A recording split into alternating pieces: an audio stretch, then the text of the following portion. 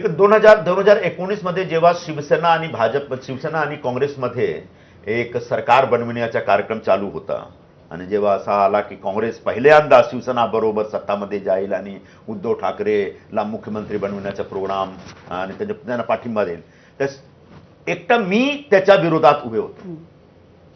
त्याच वेळी मी सांगितलं की करू नका, याच्यामध्ये या लाईनवर तुम्ही चलणार तर काँग्रेस पक्ष संपणार.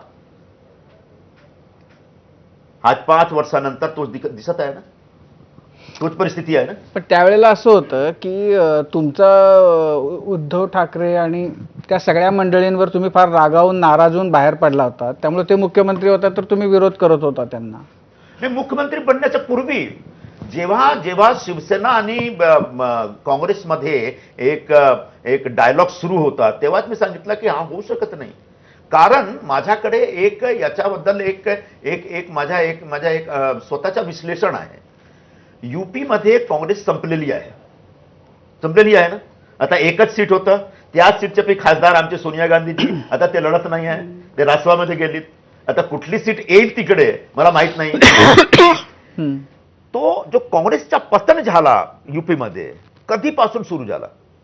1989 मध्ये. 1989 मध्ये बीएसपीची काँग्रेसने अलायन्स केली होती आणि त्याच दिवशी काँग्रेसचा पतन सुरू झाला. एक करून काँग्रेस संपली. तो मी तेव्हा बोललो होतो टीव्हीवर येऊन की ज्याप्रमाणे यूपी मध्ये काँग्रेस संपली त्याचप्रमाणे मुंबईमध्ये महाराष्ट्रामध्ये बी काँग्रेसचा अंत होईल.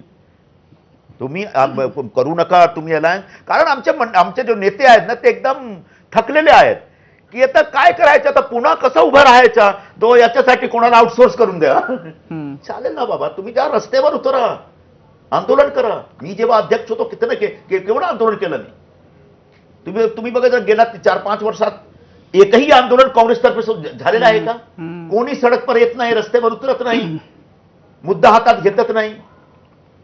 डिझेल पेट्रोलचा भाव वाढलेला याच्या विरोधात फक्त ट्विटरवर चालू आहे आंदोलन. अरे ट्विटरवर आंदोलन करण्यासाठी म्हणजे करण्यामध्ये काय होईल नाही. तुम्हाला रस्त्यावर उतरण्यासाठी तुम्हाला काम केलं पाहिजे, पण करत नाही काय. आणि असे जे नेते आहेत ते सध्या काँग्रेस पक्षाचं नेतृत्व करत आहेत राज्यामध्ये आणि बहुतेक सेंटरमध्ये पण आता असेच आहेत.